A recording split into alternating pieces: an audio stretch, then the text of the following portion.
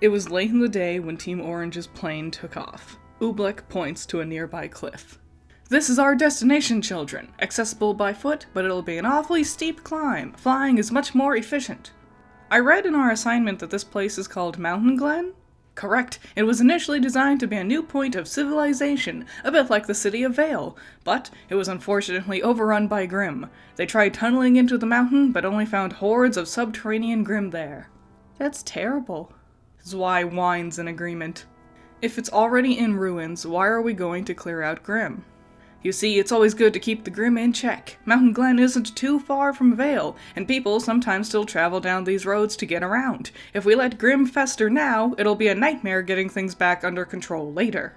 The plane lands and Ruby peers down her scope. 3 beowolves linger nearby, and with 3 rounds, she finishes off each of them one by one. The team jumps from their plane and Oobleck points to a building. The sun will be setting soon. Let's make camp here as soon as possible. You 4 clear the building, I'll scout the area. With a sudden flash, Oobleck zips out of sight and down the empty, destroyed city streets. The team enter a building and ascend to the 2nd floor. Ruby shoots a small Nevermore Grimm sitting on a destroyed windowsill. She motions towards the stairs, and Neo raises her umbrella. We'll clear out any on the higher floors. You 2 start a fire for Dr. Oobleck. Jean and Oscar nod. Ruby and Neo disappear upstairs, and Jean digs out a little fire dust shard from their pocket. Oscar gathers some twigs, and with a quick strike from his cane, they make a small campfire.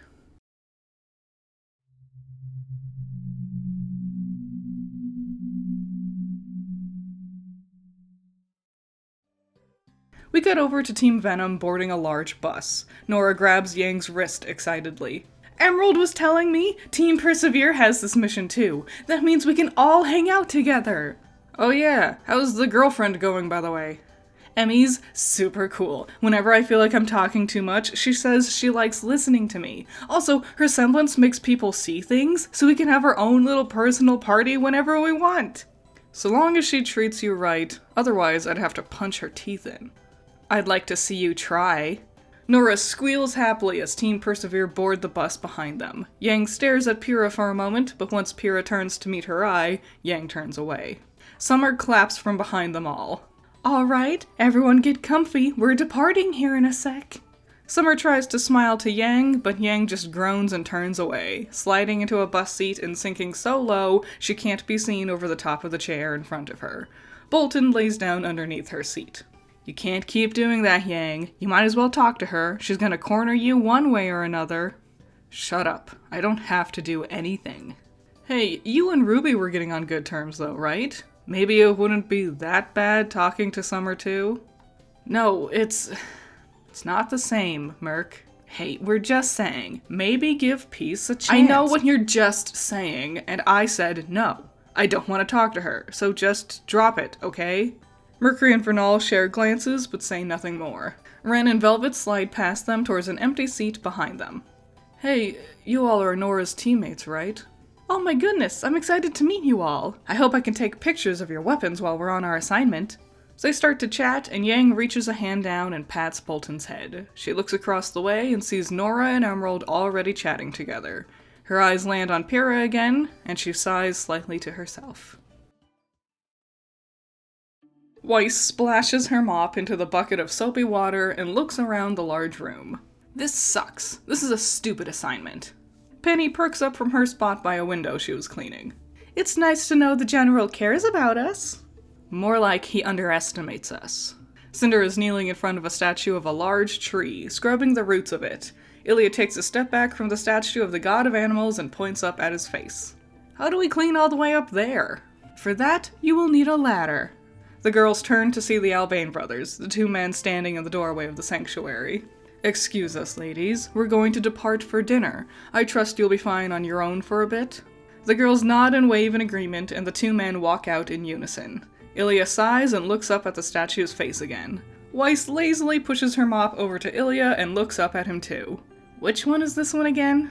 Errol, the god of animals. It's said he created all animals and the faunus. Hey, like these bracelets you made for us, right? So you believe in this one? I do, but I also think some of the others might be real as well. I never really bothered much with any of these guys. You don't believe in the gods? Well, maybe it's not that I don't believe. I guess I sort of take them for granted? So what, you just generally believe in all of them then?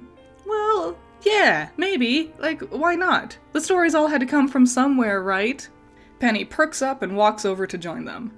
The god of animals, also known as King Errol. The history of his legend originates from the island of Menagerie. It is theorized King Errol was a real man, but legend turned him into a godlike being.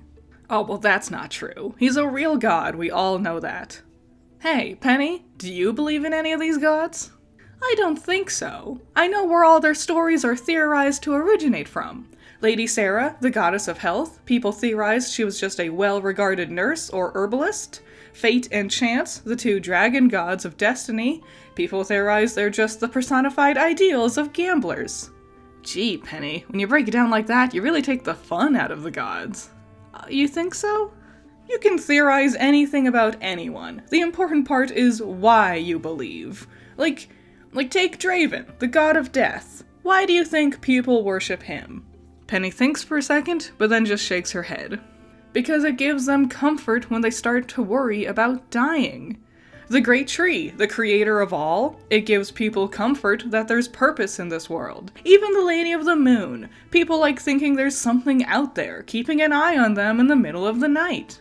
Wow, Weiss, I've never seen this side of you before. I didn't know you took the gods so seriously.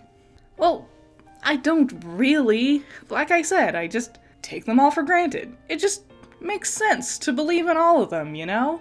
You know what I know? I'm the only one still cleaning. Come on, princess, you can jabberjaw and mop at the same time. Jeez, sorry, grouchy pants.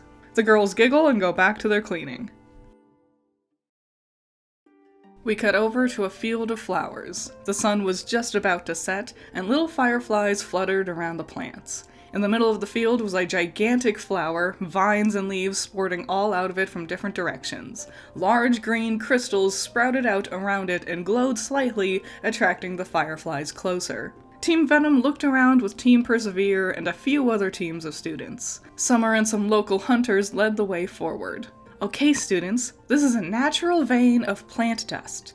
As you can see, it lets the natural flora of this place really flourish. She knelt down and started to dig up a little flower by the root. After some digging, she pulls up the plant and holds it up, roots and all. Attached to its roots is a small green dust crystal. Flourish in more ways than you might initially realize. We don't want to disturb the large crystal in the center too much. It can have a dangerous chain reaction, so try to prioritize these smaller crystals first. I'll come around and pass out pouches for you to carry the crystals in. Oh, and make sure to replant the flowers too. As she says this, she gently places the flower back where she had dug it up, now without the dust crystal. She pats the dirt back around its roots. Well, this is a lot more boring than I would have expected. Don't let your guard down, though. Grim can still surprise us if we're not careful. Don't you worry about Grim. I'd squash them all long before they could even touch a single flower. Not if I squash them first. The girls giggle and Yang smiles, watching the couple have fun. She's startled when suddenly Summer Rose is standing in front of her, handing her a pouch for the dust. Yang, I would really love it if we used this time to get to talk to each other some more. Yang's expression falls and she silently takes the pouch from Summer's hands. She says nothing. Summer squirms a little. I was going to try to reach out after class, but you never seemed to make it. But now's as good a time as any, right? Listen, I love Taiyang, and you're his first daughter. I would love for us all to get together sometime. Smooth things over, right? Yang's eyes narrow, and she starts to walk past Summer without saying a word. Summer fidgets and starts to follow her. We can invite Raven too if you want. Or not, if you'd feel better that way. Come on, Yang, I'm your family. Summer tries to grab hold of Yang's wrist, and Yang quickly whips around, yanking her arm away. Just get away from me, Summer! Her loud tone catches everyone's attention, and the crowd hushes, watching the two of them. You are not my family. Being related by blood means nothing when it comes to who is real family, especially for us in the tribe. I hate you. I hate everything about you. I will never, in all of history, ever forgive you or care about you or that stupid man who left me and my mom for you. But, Yang, I don't care. Whatever you have to say, save it. I do not care. You want my respect? You have to earn it. That is the way of the tribe, and believe you me, your pretty little words will never achieve that. Now I don't want to attract the Grim here, so you just leave me alone and let me do my assignment. But I thought you and Ruby had worked things out. I figured you and Raven could... Well, guess what? I'm not Raven. And you aren't Ruby. Yang quickly walks away from Summer, Bolton right behind her. Summer glances awkwardly at the rest of class, who all start murmuring to each other about what they just saw. We cut to the kids all digging up dust crystals and chatting together. Yang digs up a plant and leans back and looks around. Mercury and Ren sit quietly together, pointing at some of the constellations they recognize as the stars start to appear. Nora and Emerald crawl around side by side, chatting about their favorite music. Vernal clearly is digging up the least amount of dust, moving a lot slower, but also looks like she's enjoying herself. Velvet quietly asks to take a picture of Vernal's weapon, and she agrees. Yang looks down to Bolton, who's been keeping by her side. She pets the large dog, when suddenly a Dalmatian comes bounding up to Bolton. The Dalmatian wiggles around, trying to coax Bolton to play, and suddenly, the Dalmatian shimmers and seems to split into 2 more Dalmatians. This gets Bolton to jump up excitedly. Sorry about her. Yang jumps slightly as Pyrrha comes up after the Dalmatian. Her name's Peggy. She's a real ball of energy. How's your dog doing? Bolton. He's chill. I like him. Pyrrha kneels down next to Yang, and they watch as their dogs start running around playing together. You know, I saw you at the dance. Yang turns quickly to Pyrrha, startled. Pyrrha laughs and shrugs. I always thought I had the longest hair in class, but you might actually give me a run for my money. Yang hums thoughtfully and runs a hand through her ponytail. It's a bit hard to tell. Your hair's so wavy. I bet it would be even longer if you straightened it. She looks around and leans in closer. So, is there a reason you keep giving Miss Rose the cold shoulder? Ugh, it's family crap. You don't like her? Yang shakes her head and makes a disgusted face. Pyrrha shrugs. So, tell her to go screw herself. Yang blinks in shock and leans back, folding her arms. You know what? You're the first person to tell me this. Everyone else acts like I gotta be cool with her and whatever. But I'm not ready for that. I don't know if I'll ever be. I say, just tell them how it is. Life's too short to try to make amends with people you hate. Yang smiles. I like your style. Thanks. I think you're pretty cool too. Pyrrha smiles and starts digging at the flowers. I know you really hated me before though. Yeah? So why are you here? Talking to me now. You just said life's too short to make amends with people you hate. Well, yeah. But I don't hate you. Yang watches Pyrrha dig for a bit, then shrugs. Why not? Well, Nora only has extraordinary things to say about you. Yang blushes and glances over to Nora, now happily placing a flower in Emerald's hair. And also, I could tell you were going through something. Your whole team seemed to have a bit of a culture shock. Remember, I'm from Haven too. I know a bit about tribe culture. I can't blame you for being a bit on edge. Well, you got me all figured out then, huh? Of course, I'm the best in our class. I have the highest grades. I've studied tactics and trained with highly decorated soldiers and commanders. Figuring people out is all part of the strategy. Holy crap, you're like a machine. And yet, despite all my training, Pyrrha nudges Yang's arm, you had me nearly on the ropes there during our match. Yang smiles and nudges her back. You just wait for this dumb tournament. Goodwinch ain't gonna be able to stop us then. I'll show you all your training and whatever pales in comparison to living in the Blackwing tribe. Sounds like a date then. Yang suddenly blushes and blinks rapidly. Pyrrha giggles and replants a flower she had harvested a dust crystal from. So, Yang, do you like living here? I'm sure it's nothing compared to home, but it's not all bad, right? Yang sighs and looks around. Vernal and Mercury pleasantly chilling with Ren and Velvet. Nora happily flirting with her girlfriend. Bolton flopping down next to her with Peggy jumping happily. The Fireflies flitting around them, and next to her was Pyrrha. Oh my gods, it really happened. What did? We're freaking picking flowers, and everything's bright and happy. She laughs and shakes her head. Pyrrha smiles. Son of a bitch, I can't believe it. And is that as terrible as you thought it would be? You know what? It's not all that bad, actually. We cut over to Team Boom, standing awkwardly on the tarmac. The sun has almost entirely set by now, and Glinda rushes past them. I'm so sorry, kids. Our plane was delayed because they accidentally booked a cargo plane for us. Imbeciles, I swear. She charges past them and rushes up the ramp into the plane. Glinda waves her riding crop to use her semblance to pick up the cargo to help get it off faster, and Team Boom sighs as they wait for their plane to be ready. This assignment is starting off on a crappy note. But at least we're finally on our way, though. Blake watches Glinda work for a bit, then her ears perk up and she pulls her scroll out. She opens Talk's message from before and starts to read it. Alright, kitty cat, you wanted info, now here's my end of the deal. My employer is known as Salem. She's going to change the world. Not like the White Fang, like really change the world. She's going to unite all of us together so there'll be no more wars, no fighting, or nothing. The world will truly know peace once and for all. Okay, kids, you can board now. The others start to climb up the ramp into the plane, and Blake continues to read Talk's message. Just you wait. Once the Vital Tournament is here, Salem will make her grand entrance, and that's what we need you all to get this stuff for us for. World peace is just around the corner, kid. Blake is last in line as she starts to climb up the ramp, reading the last line from Talk's message.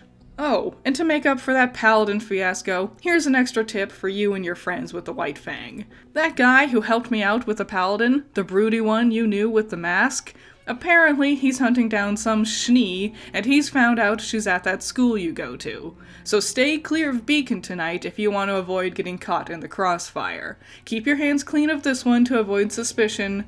I'll keep in touch.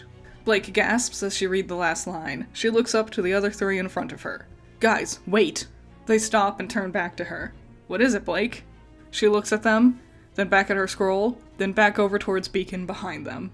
Glinda, from inside the cockpit, points to a map on the captain's console. No, you'll just drop us off here. I'll get us a different plane for the trip back. Whatever you say, ma'am. Ugh, okay, finally. Team Boom, have you gotten your things on board yet? Glinda pokes her head out the door and gasps in frustration as she watches Team Boom running down the tarmac back towards Beacon. Hey! Hey! Where do you think you're going? We cut over to Team Posy, still diligently cleaning the sanctuary. Penny slips a little on the wet floor around Weiss, and Weiss catches her, causing both of them to slip a little more. They regain their balance and laugh together, unaware that up above them, climbing onto the rafters through an opened window, 4 figures watch them from above. Adam, Yuma, Tyrion, and Trifa stare down at the 4 girls, but especially Weiss. Adam nods and the others start to spread out across the rafters, and Adam takes a deep breath and starts to draw his sword. Huge shout out to the fan art. I appreciate you so much. So cool. Just thank you. Extra special shout out to my $50 patron, Just Some Major, whose hair looks perfect today. And shout out to my $10 patrons, you're all amazing. Andrew, Valhalla Knight, Chamomile, Classy Critic, Genital War Thunder, Jake, Amber, Scaring Crows, Messiah, Jacob, Ben's Sketchbook, Rain, Lucian, Wild Pilot, Juan, Bunkin Duncan, Hoodie Angel, Ranger, C1 Trooper, Sean, Ruby Rune, Lavaros, Plague, Tyrene, Thanos, Pandemonium, Peter, Agiri, Eden, Silverheart Soul, Doki Pokey, Zappy, Wolfgang, Philip, Mac and Cheese, Lollaroni, Davy, MD, Nerfned, Video Gamer, Middle Coop, Vermithor, and Card Creates. So yeah, what do you think of this episode? What did you think? We're nearing the end. A bit of a chill one. The calm before the storm. I hope you're excited. I'm very excited. I can't wait. I'm so excited. I hope you enjoyed this one. I had a lot of fun with it. A nice cool little chapter in between some big moments. I'm excited. Any thoughts, theories, opinions, critiques, anything you have to say, I would love to see them in the comments below, and I'll see you in the next one. Bye-bye.